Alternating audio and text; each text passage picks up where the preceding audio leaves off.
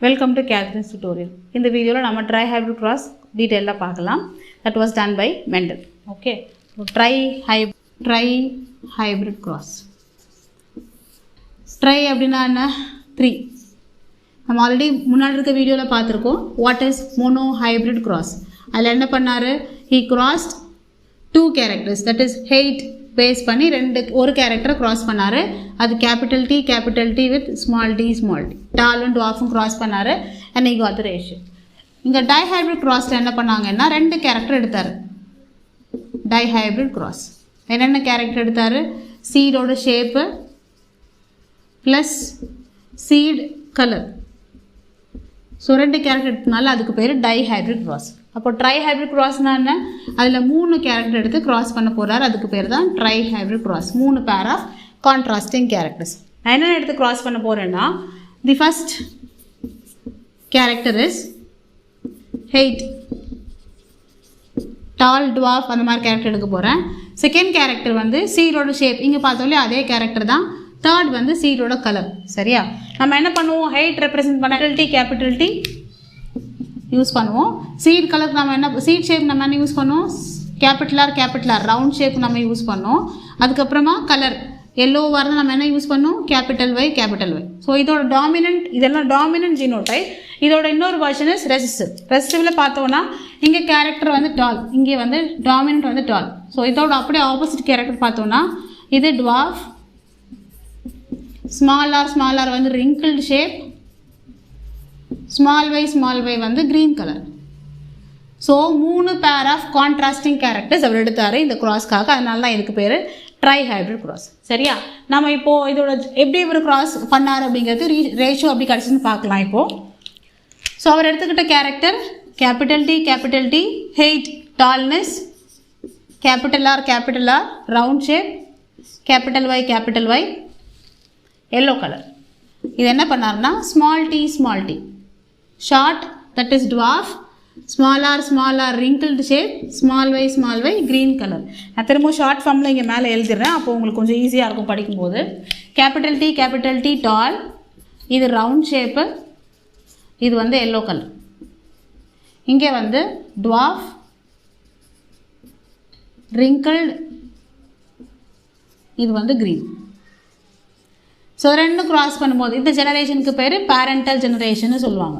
இதை க்ராஸ் பண்ணும்போது capital T small t, capital R small r, capital Y small y. So எல்லா காம்பினேஷனுமே கிடச்சாச்சு. ஆனால் F1ல திருப்பியும் ஒரு கேரக்டர் வந்தாலும் டாமினன்ட் தான் எக்ஸ்பிரஸ் பண்ணும். அப்போ இங்கே டால் ரவுண்ட் எல்லோ கிடச்சிது அவருக்கு. ஸோ திருப்பி என்ன பண்ணாலும் செல்ஃப் க்ராஸ் பண்ணார்.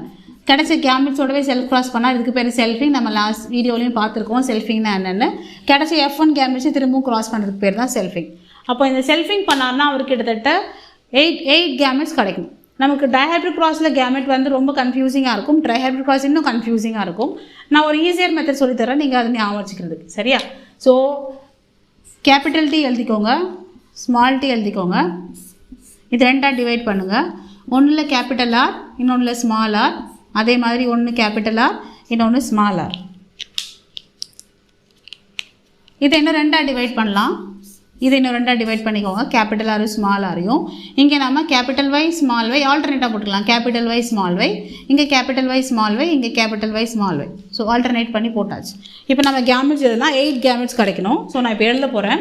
இங்கே நம்ம ஃபஸ்ட்டு கேமெட் பார்த்தோம்னா இது எடுத்துக்கோங்க. Capital T, capital R, capital Y. So capital T, capital R, capital Y. திரும்பியும் செகண்டுக்கு capital T, capital R, small y. So செகண்டில் capital T, capital R, small y. இப்போ தேர்ட் கேமெட் எடுத்துக்கோங்க. இந்த பக்கம் போகலாம். Capital T, capital T small r, capital Y. So capital T small r, capital Y. Fourth gamete பார்க்கலாம். Capital T small r, small y. Capital T small r, small y. எனக்கு இங்கே 4 gametes கிடச்சாச்சு. இங்கே நான் போட ஆரம்பிச்சேன்னா திருப்பியும் அதே மாதிரி தான். சரியா? நான் முதல்ல போகும்போது இந்த டைரெக்ஷனில் முடிக்கிறேன், செகண்ட் வரும்போது இந்த டைரெக்ஷனில் போகிறேன். அவ்வளோதான் டிஃப்ரென்ஸ். இப்படி பார்த்தோன்னா கேமெட்ஸ் ஈஸியாக போட முடியும். இங்கே தேர்ட் கேமெட் பார்த்தோன்னா திருப்பி நான் இந்த சைடில் வரேன். முதல்ல நம்ம இங்கே டாமினன்ட் போயிடலாம். So capital small t small r, capital Y. Fourth கேமெட்டஸ்ல எனக்கு 8 கேமெட்ஸ் கிடச்சாச்சு.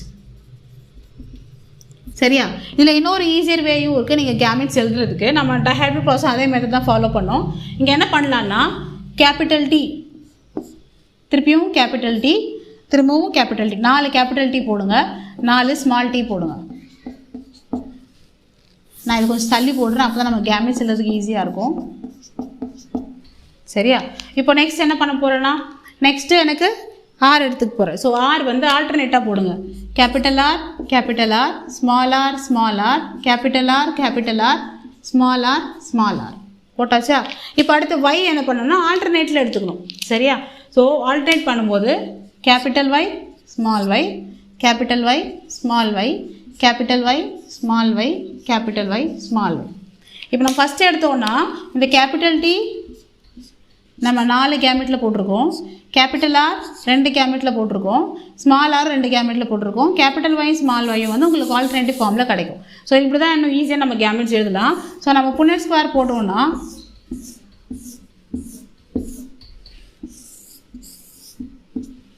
நமக்கு ரேஷியோ கிடச்சிடும். சரியா? இங்கேயும் நம்ம அதே கேமெட்ஸ் தான் எழுத போகிறோம். அந்த கேமெட்ஸ் என்ன பார்த்தோன்னா இங்கே capital R, capital R, capital Y, sorry capital T, capital R, capital Y, capital T, capital R, small Y. So இந்த மாதிரி கேமெட்ஸ், இதே கேமெட்ஸ் இங்கே போட்டிங்கன்னா you can able to get all the possible offspring. ஆனால் இங்கே என்னென்னா the possible offsprings are 64 gametes. சரியா? அப்போ அந்த 64 கேமெட்ஸ்க்கும் நம்ம ஜீனோடைபிக் ரேஷியோ இல்லை ஃபினோடைபிக் ரேஷியோ ரொம்ப ரொம்ப கஷ்டம். அதுக்கு என்னென்னா there is an easier way, there is a formula to write phenotypic ratio. 64 possible gametes இங்கே வரும். அப்போ இந்த 64 பாசிபிள் கேமெட்ஸ்க்கும் நான் ஃபினோடைபிக் ரேஷியோ கண்டுபிடிச்சி போகிறது ரொம்ப டைம் ஆகும். அப்போ நான் என்ன பண்ணலான்னா ஒரு ஃபார்முலா இருக்குது. அந்த ஃபார்முலா என்னென்னு பார்த்தோம்னா 3:1 the whole square n. This is the formula to calculate the phenotypic ratio, not genotypic ratio. phenotypic ratio calculate பண்ண தான் இந்த ஃபார்முலா நம்ம யூஸ் பண்ண போகிறோம். சரியா? 3:1 ஹோல் ஸ்கொயர் என். சரியா? இந்த எண்ணுங்கிறது என்னென்னா எவ்வளோ கேரக்டர்ஸ் ட்ரைஸ் நம்ம க்ராஸ் பண்ண போகிறோங்கிறத அந்த எண்ணில் நம்ம எழுதணும். சரியா? இன்கேஸ் நான் மோனோ ஹைப்ரிட் க்ராஸ் பண்ண போகிறேன் அப்படின்னு சொன்னால் மோனோ ஹைப்ரிட் க்ராஸ் நமக்கு என்ன ரேஷியோ கிடச்சிச்சு? மோனோ ஹைப்ரிட் க்ராஸில் ஃபினோடைபிக் ரேஷியோ 3:1 கிடச்சிருக்கும். சரியா? ஸோ 3:1 இங்கே என்ன வந்து இங்கே நான் ஒரே ஒரு கேரக்டர் தான் இங்கே க்ராஸ் பண்ணேன், ஒரே ஒரு கேரக்டர் தான் இங்கே நான் க்ராஸ் பண்ணியிருக்கேன். அப்போ நான் என்ன இங்கே போட தேவையில்லை, எனக்கு கிடைச்ச ரேஷியோ என்னமோ அது அப்படியே இருக்கும் 3:1. டைஹைப்ரிட் கிராஸ் ரேஷியோ வந்து 9:3:3:1. இந்த ரேஷியோ நான் எப்படி கொண்டு வரலான்னு பார்த்தோன்னா what is a formula? 3:1 the whole square N. நான் என்ன பண்ண போகிறேன்னா இங்கே டைஹைப்ரிட் கிராஸ் அப்படிங்கிறதுனால நான் இங்கே 2 கேரக்டர் போட போகிறேன். அப்போ நான் என்ன பண்ண போகிறேன்னா 3:1 into 3:1. இப்போ நான் கேல்குலேட் பண்ணால் எனக்கு அந்த ரிசல்ட் கிடச்சிடும். நான் ஃபஸ்ட்டு 3 எடுத்து கேல்குலேட் பண்ண போகிறேன். 3 3s are 9, 3 1s are 3. சரியா? இப்போ 1 எடுத்து கேல்குலேட் பண்ண போகிறேன். 3 1s are 3, 1 1s are 1. எனக்கு இந்த ரேஷியோ கிடச்சாச்சு 9:3:3:1. ஸோ இது வந்து phenotypic ratio for dihybrid cross எனக்கு கிடச்சாச்சு. Next trihybrid cross. இந்த ரேஷியோ 64 கேமெட்ஸ் இருக்குது. நான் என்ன பண்ண போகிறேன்னா இங்கே 3. சரியா? நமக்கு ஏற்கனவே வந்து 3:1 ஹோல் ஸ்கொயர் 2க்கு தான் நமக்கு இந்த ஆன்சர் கிடச்சிருக்கு. இப்போ 3ங்கிறதுனால நான் இதோடவே 3:1 போட போகிறேன். இந்த ரேஷியோ போட்டு நான் கேல்குலேட் பண்ணேன்னா எனக்கு ட்ரைஹைப்ரிட் கிராஸ்க்கான ரேஷியோ வந்துடும். 9 3s are 27, 3 3s are 9, again 3 3s are 9, 3 1s are 3. இப்போ 1ல் எடுத்து கேல்குலேட் பண்ணலாம்.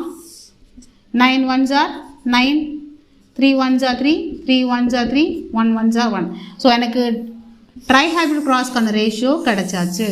64 கேமெட்ஸ்க்கான ஃபினோடைபிக் ரேஷியோ கிடச்சாச்சு. நான் என்ன பண்ண போகிறேன்னா இங்கே ஒரே ஒரு சேஞ்ச் மட்டும் பண்ண போகிறேன். இங்கே 9 இங்கே கொண்டு போக போகிறேன், 3 இங்கே கொண்டு போக போகிறேன் to make it in order. சரியா? இப்போ நான் ரேஷியோ எழுத ஆரம்பித்தேன்னா 27:9:9:9:3:3:3:1. ஸோ 64 பாசிபிள் கேமெட்ஸ்க்கான ரேஷியோ நான் அப்படி பிளாட் பண்ண முடியும் by using 3:1 the whole square N formula use பண்ணோம்னா I can able to apply for mono hybrid cross, dihybrid cross and ட்ரைஹைப்ரிட் cross. சரியா? இங்கே என்ன பண்ண போகிறோம்னா நான் எல்லாமே ஃபீனோடிபிக் ரேஷியோ, ஃபீனோனா எக்ஸ்டர்னல் அப்பியரன்ஸ், அந்த அப்பியரன்ஸ் பார்க்குறதுக்கு ரொம்ப டாலாக இல்லை ரொம்ப குட்டியாக இருக்கா, இல்லாட்டி அதோட சீட் வந்து ரவுண்டாக இருக்கா இல்லை ரிங்கிள்டாக இருக்கா நான் பார்க்குறதுக்கு பேர் தான் ஃபீனோடிபிக் ரேஷியோ. ஸோ அந்த ரேஷியோ தான் நான் என்ன பண்ண முடியும், I can able right with this ஃபார்முலே. Okay, next கிளாஸில் கிளாசிக்கல் ஜெனடிக்ஸோட இன்னொரு டாபிக் பார்க்கலாம். தேங்க்யூ.